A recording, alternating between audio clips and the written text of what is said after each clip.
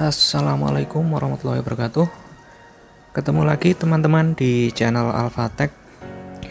Dalam video kali ini saya ingin berbagi cara melakukan maintenance untuk sistem PLTS yang sudah kita miliki agar performanya tetap baik dan tetap maksimal.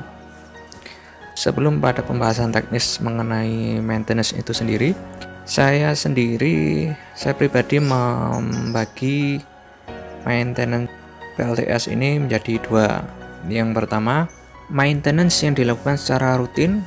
Yang kedua adalah maintenance yang dilakukan karena ada sesuatu yang tidak wajar pada sistem PLTS kita. Nah, seperti apa? Kita bahas yang pertama mengenai maintenance rutin. Maintenance rutin dilakukan secara berkala meskipun sistem PLTS kita berjalan normal seperti biasanya. Hal ini misalnya dengan membersihkan solar panel yang ada di atap, karena setiap hari terpapar debu maka akan menutupi permukaan panel surya sehingga produksi energi yang bisa didapat menjadi berkurang, namun hal ini tidak terlalu signifikan. Pada musim kemarau, pembersihan bisa dilakukan 1 minggu sekali, 2 minggu, 3 minggu, atau 1 bulan sekali, tergantung lokasi. Seperti tempat yang intensitas debunya lebih banyak, seperti di jalan raya atau dekat dengan pabrik, maka pembersihan bisa dilakukan lebih sering, sedangkan saya sendiri melakukan mungkin 1 bulan sekali. Untuk musim hujan hampir tidak saya lakukan karena panel surya sudah bersih sendiri ketika turun hujan, jadi sama seperti dicuci. Dan sebaiknya pada saat membersihkan ambil waktu di pagi hari atau di sore hari, karena pada saat tersebut selain tidak terlalu panas, karena pada saat itu panel surya memproduksi listrik masih dalam intensitas yang kecil.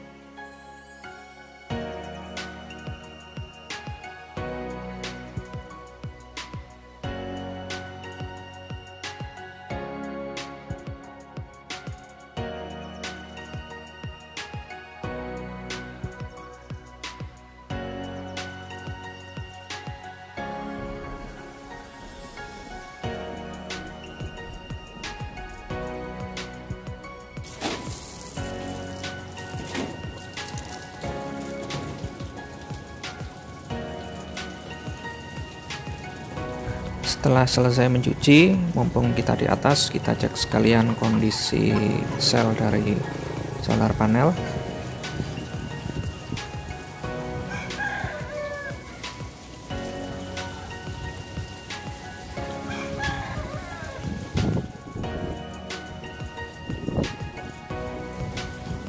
Dan bilas kembali untuk memastikan sisa-sisa sabun tidak tertinggal di kaca ataupun di frame dari solar panel untuk mencegah timbulnya kerak.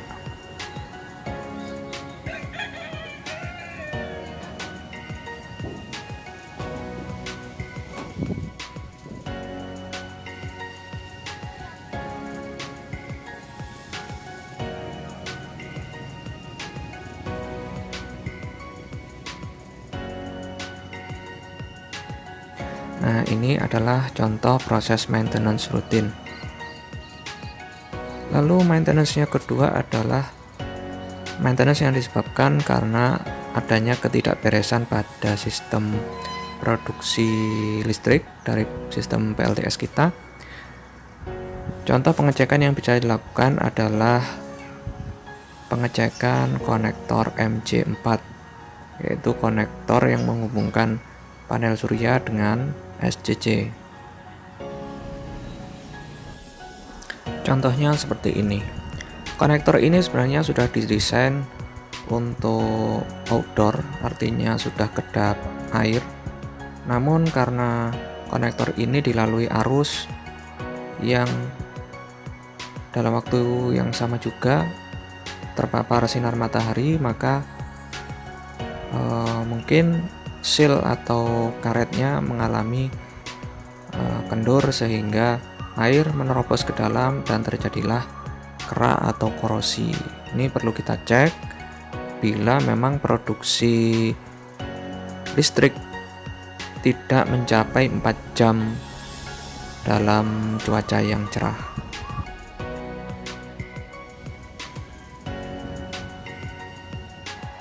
Ini adalah produksi setelah panel surya dibersihkan. Yang sebelah kiri bisa mencapai 1000 watt lebih, yang biasanya hanya 800 watt. Jadi ada kenaikan sekitar 20%. Lalu perlu juga kita cek kabel dari SCC menuju baterai. Ini dilalui oleh arus yang besar sehingga rawan terjadi panas. Nah, apabila panas terjadi di kabel, berarti kabelnya kurang besar. Tapi kalau terjadi di konektor atau terminalnya, maka kemungkinan kurang kencang atau kurang connect dengan baik. Istilah awamnya ngefong.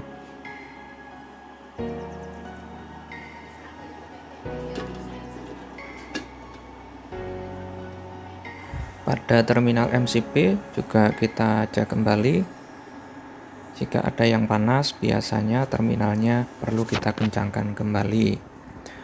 Karena arus yang melalui MCB dari SCC ini besar arusnya, jadi pasti timbul panas. Maka saya berikan sebuah kipas pendingin di sisi kanan yang arusnya saya ambilkan dari solar panel, sehingga kalau malam hari kipasnya berhenti. Kipas hanya berputar ketika solar panel melakukan produksi. Di sini arus charging terpantau 45 ampere dan salah satu terminal Ersan sangat panas. Juga terminal minus dari SCC ini juga sangat panas. Ini biasanya perlu disolder ulang karena kurang sempurna proses sekunnya. Contohnya ini, dulu terminal positifnya ini sangat panas. Setelah saya solder sudah tidak panas lagi. Panasnya pindah ke terminal minus. Setelah disolder nanti pasti tidak panas lagi. Sedangkan untuk baterai ini tidak perlu maintenance karena sudah secara otomatis maintenance dilakukan dengan sistem cut off, yang artinya bila tegangan di bawah atau menyentuh tegangan rendah yang kita setting, maka beban akan beralih sendiri ke PLN sehingga baterai tidak dikuras lagi. Namun bila sistem PLTS sudah kita rancang dengan baik, perbandingan antara kapasitas produksi energi listrik dengan kapasitas penggunaan beban, maka hampir tidak pernah terjadi perpindahan dari PLTS ke PLN, karena sampai pagi, sampai baterai mulai terisi kembali, tegangan tidak pernah berada di bawah tegangan terendah yang kita setting. Namun adanya cuaca buruk, kita tidak pernah tahu, bisa saja terjadi beberapa hari berturut-turut tidak ada panas atau mendung terus. Maka dengan sistem cut off yang sudah kita rancang, baterai tidak akan mengalami kerja yang terlalu berat, karena sudah ada sistem cut off yang memindahkan beban dari baterai ke PLN.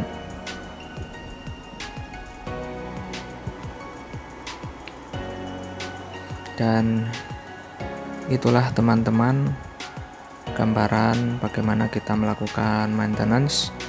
Jadi apakah maintenance bisa dilakukan sendiri? Jawabnya bisa. Namun untuk kasus-kasus tertentu seperti misalnya kerusakan yang terjadi pada inverter atau SCC, maka kita perlu bantuan orang yang ahli di bidangnya, karena tidak bisa kita tangani sendiri. Terima kasih sudah menonton hingga selesai. Nantikan terus video-video yang lainnya. Sampai ketemu di waktu yang akan datang. Terima kasih.